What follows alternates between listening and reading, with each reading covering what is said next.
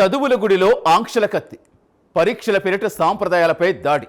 అసలు సిస్టమ్ కాపాడుతున్నారా లేక సెంటిమెంట్స్ కబలించేస్తున్నారా? జంజాలు తెంపితే కానీ ఎగ్జామ్ రాయలేరా? మంగళసూత్రాలు తీస్తే కానీ మార్కులు రావా? కాపీయింగ్ అడ్డుకునే నెపంతో అమానవీయంగా వ్యవహరిస్తున్న అధికారుల తీరు ఇప్పుడు తీవ్ర చర్చగా మారింది. రూల్స్ ముసుగులో జరుగుతున్న ఆ రగడేంటి? కళ్ళ ముందు కనిపిస్తున్న వివాదాల వెనుక దాగున్న అసలు నిజమేంటి? కర్ణాటకలో రగులుతున్న తాజా చిచ్చేంటో ఇప్పుడు చూద్దాం.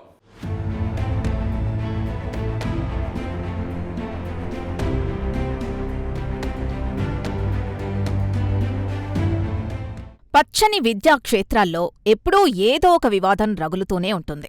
ముఖ్యంగా కాంపిటేటివ్ ఎగ్జామ్స్ నిబంధనలకు, మన దేశంలోని మత సాంప్రదాయాలకు మధ్య తరచూ ఒక పెద్ద యుద్ధమే నడుస్తోంది. ఇప్పుడు మరోసారి కర్ణాటక రాష్ట్రం వేదికగా ఇటువంటి ఘటనే ఒక సరికొత్త చర్చనీయాంశంగా మారింది. స్ట్రిక్ట్ రూల్స్ పేరుతో ఎగ్జామ్ సెంటర్ల దగ్గర జరుగుతున్న హడావుడి చూస్తుంటే అసలు మనం కేవలం సిస్టమ్ని ఫాలో అవుతున్నామా లేక ప్రజల సెంటిమెంట్లను పూర్తిగా కాలరాస్తున్నామా అన్న బలమైన ప్రశ్నలు ఉత్పన్నమవుతున్నాయి.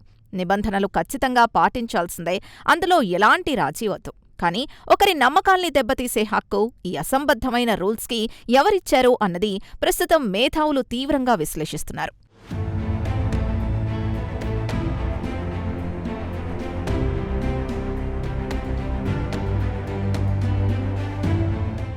తాజాగా కర్ణాటకలోని బెంగళూరు కృపానిధి కాలేజ్లో జరిగిన కామన్ ఎంట్రన్స్ టెస్ట్ అంటే సీఈటీ వ్యవహారం ఈ వివాదానికి కేంద్ర బిందువుగా మారింది. ఎగ్జామ్ హాల్లోకి వెళ్లే విద్యార్థుల్ని చెక్ చేసే క్రమంలో అధికారులు అత్యుత్సాహం ప్రదర్శించారు. వారి చేతులకున్న మణికట్టు దారాలను, దేవుడి రక్షలను నిర్దాక్షిణ్యంగా కత్తిరించేశారు. అంతటితో ఆగకుండా విద్యార్థులు అత్యంత పవిత్రంగా భావించే జంధ్యాన్ని సైతం తొలగిస్తేనే లోపలికి ఎంట్రీ అంటూ కండిషన్ పెట్టారు. జంధ్యం తీసేసిన తర్వాత మాత్రమే ఆ విద్యార్థుల్ని పరీక్ష రాసేందుకు అనుమతించడం ఇప్పుడు తీవ్ర కలకలం రేపుతోంది. ఎడ్యుకేషన్ పేరుతో వ్యక్తిగత ఆచారాల మీద, విశ్వాసాల మీద ఇలాంటి ఆంక్షలు విధించడం ఎంతవరకు కరెక్ట్ అని సొసైటీ ప్రశ్నిస్తోంది.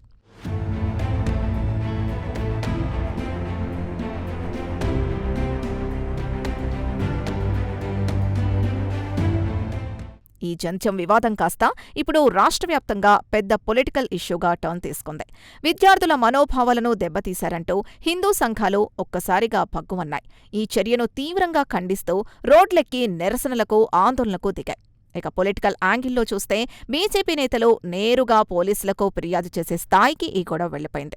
ఇదంతా చూస్తుంటే కాంగ్రెస్ పార్టీ అధికారంలో ఉన్న రాష్ట్రాల్లోనే ఇలాంటి సెన్సిటివ్ ఇష్యూస్ ఎందుకొస్తున్నాయని, హిందుత్వానికి ఆ పార్టీ వ్యతిరేకమా అన్న సందేహాలు కూడా వ్యక్తమవుతున్నాయి. ప్రభుత్వాలు మారినప్పుడల్లా ఈ సెంటిమెంట్ల మీద దాడులు జరగడం వెనుక రాజకీయంగా ఏదో పెద్ద ఎజెండా ఉందన్నది సామాన్యులకు సైతం స్పష్టంగా అర్థమవుతోంది.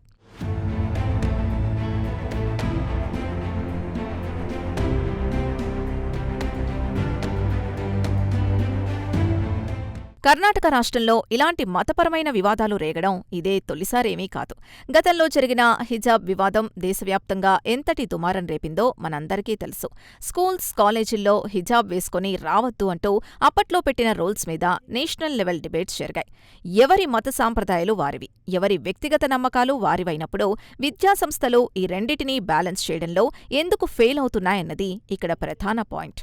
ఒక వర్గం వారి యూనిఫామ్ మీద అభ్యంతరాలు చెప్పినా, మరొక వర్గం వారి పవిత్ర దారాలు తెంపేసినా అల్టిమేట్గా నష్టపోతోంది ఆ యంగ్ స్టూడెంట్స్ భవిష్యత్తే అన్నది ప్రతి ఒక్కరినీ తీవ్ర ఆందోళన కలిగించే అతిపెద్ద వాస్తవం.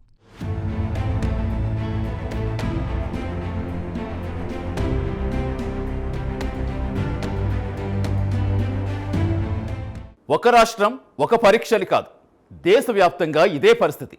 కాపీయింగ్ అడ్డుకునే ప్రయత్నంలో అధికారుల రూల్స్ సైతం పీక్స్కి వెళుతున్నాయి. మహిళల మంగళసూత్రాలు సైతం వదలకుండా తీయించేయటం ఏ రకమైన నిఘా అంటూ మేధావులు విశ్లేషిస్తున్నారు. టెక్నాలజీ యుగంలో డిజిటల్ దొంగలు పట్టుకోలేక దేవుడి దారాలపై, పవిత్ర మాలలపై ప్రతాపం చూపిస్తున్నారా? ఆకతాయిలను ఆపలేక అమాయక విద్యార్థులను ఎందుకు బలి చేస్తున్నారు? ఏఐ లాంటి అడ్వాన్స్డ్ టెక్నాలజీ వాడకుండా పాతకాల పద్ధతులతో సెంటిమెంట్లపై ఎందుకు దాడులు చేస్తున్నారో ఇప్పుడు చూద్దాం.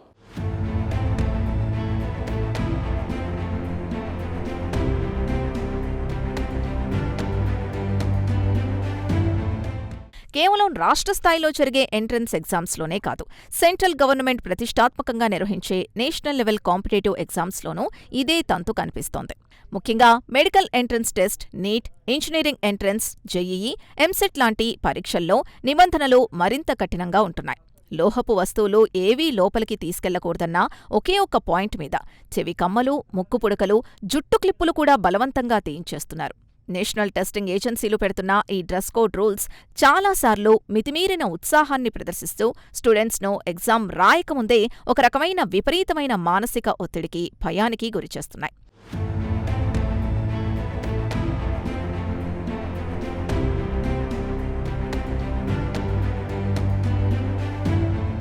ఈ కఠినమైన రూల్స్ కారణంగా అత్యంత దారుణంగా అవమానపడుతోంది వివాహిత మహిళలే అని చెప్పాలి.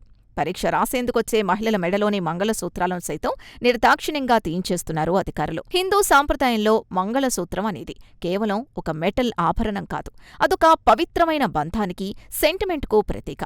అలాంటి తాళిబొట్టును పబ్లిక్గా ఎగ్జామ్ సెంటర్ బయట తీయించడం ఆ మహిళల మనోభావాలను ఎంతగా గాయపరుస్తోందో ప్రత్యేకంగా చెప్పాల్సిన పనిలేదు. కేవలం పరీక్షల నిబంధనలకే పెద్దపీట వేస్తూ ఒక మనిషి ఎమోషన్స్ని ఏమాత్రం కన్సిడర్ చేయకపోవడం ఆధునిక విద్యా వ్యవస్థలోని అమానవీయ కోణానికి, వ్యవస్థల మొండితనానికి స్పష్టమైన సంకేతాలిస్తోంది.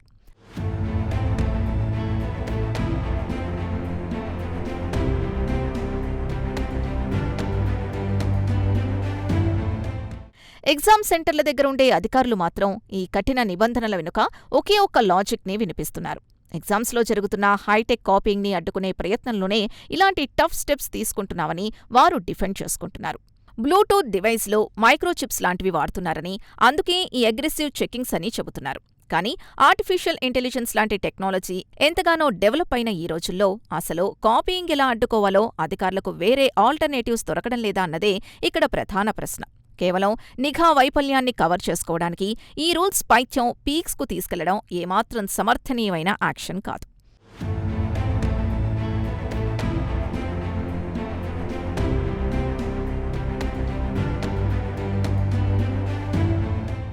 ఇది కేవలం ఎగ్జామ్ సెంటర్లకే పరిమితం కాలేదు, రోజువారీ ఎడ్యుకేషన్లోనూ కనిపిస్తోంది.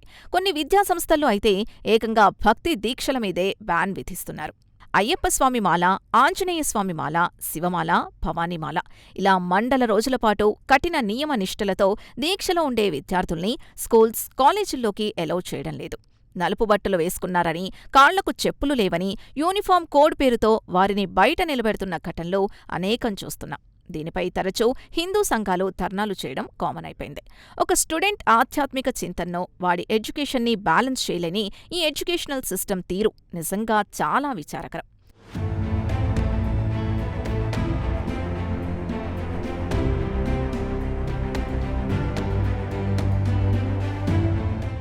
ఇదంతా గమనిస్తుంటే ఈ దేశంలో నిబంధనలు, సెంటిమెంట్ల మధ్య ఒక అంతుచిక్కని, ఎప్పటికీ ముగియని పోరాటం నడుస్తోందని స్పష్టంగా అర్థమవుతోంది. డిసిప్లిన్ పేరుతో ఇన్స్టిట్యూషన్స్ తమ పవర్ని డామినేట్ చేస్తుంటాయి. తమ కల్చర్, ఐడెంటిటీని కాపాడుకోవడానికి విద్యార్థులు తీవ్రంగా ఇబ్బంది పడుతున్నారు. ఒక పద్ధతి ప్రకారం సిస్టమ్ నడవాలంటే రూల్స్ ఖచ్చితంగా ఉండాలి. కానీ ఆ రూల్స్ సమాజంలోని భిన్న వర్గాల విశ్వాసాల్ని గౌరవించేలా ఉండాలి. ఎలక్ట్రానిక్ గ్యాడ్జెట్స్ దొరక్కుండా చేయడానికి హై అండ్ స్కానింగ్ వాడొచ్చు, కానీ మెడలో వేసుకున్న జంధ్యాలను కత్తిరించడం సరైన అప్రోచ్ కాదు.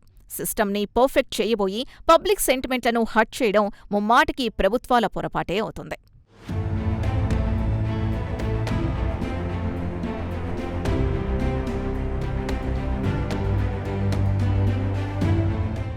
మరి ఇలాంటి అత్యంత సున్నితమైన సమస్యకు ఫైనల్ సొల్యూషన్ ఏంటి? పరీక్షలు ఎప్పుడూ పారదర్శకంగా జరగాలి. అదే సమయంలో ఎవరి రిలీజియస్ నమ్మకాలు దెబ్బతినకూడదు. దీనికోసం అడ్వాన్స్డ్ టెక్నాలజీని ఫుల్ స్కేల్లో వాడుకోవాలి. Non intrusive scanners, signal jammers, AI based CCTV surveillance లాంటి మోడ్రన్ టెక్నిక్స్ ద్వారా కాపీయింగ్ని సమర్థవంతంగా అరికట్టవచ్చు. అంతే తప్ప పరీక్ష రాయడానికొచ్చే అమాయక విద్యార్థుల్ని క్రిమినల్స్ లాగా ట్రీట్ చేస్తూ వారి మనోభావాలతో ఆడుకోవడం సిస్టమ్కు మంచిది కాదు. ఎడ్యుకేషన్ అనేది మనుషుల్ని జ్ఞానవంతుల్ని చెయ్యాలి, కానీ వాళ్ల బేసిక్ కల్చరల్ వాల్యూస్ని నాశనం చేయకూడదు అన్నదే ప్రతి ఒక్క అథారిటీ గుర్తించాల్సిన నగ్న సత్యం.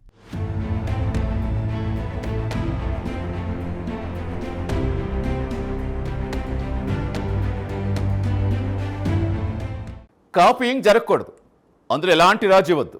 కానీ ఒక క్రిమినల్ని చెక్ చేసినట్టుగా విద్యార్థుల మనోభావాలు వెతికి మరీ గాయపరచడం ఏమాత్రం కరెక్ట్ కాదు. సిస్టమ్ను ప్రక్షాళన చెయ్యండి, కానీ సాంప్రదాయాలు బలిపీఠం ఎక్కించకండి.